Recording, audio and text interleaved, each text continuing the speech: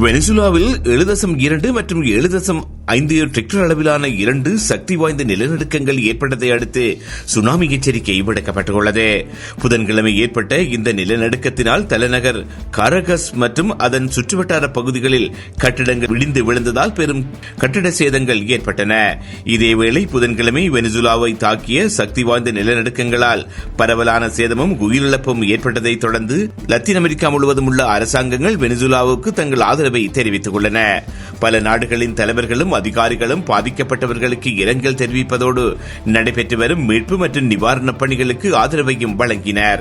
இந்த நெருக்கடியான நேரத்தில் தனது நாட்டின் எண்ணங்களும் பிரார்த்தனைகளும் வெனிசுவேலா மக்களுடன் இருப்பதாக எல் சல்வடோர் ஜனாதிபதி நாயிப் புகேலே கூறினார்.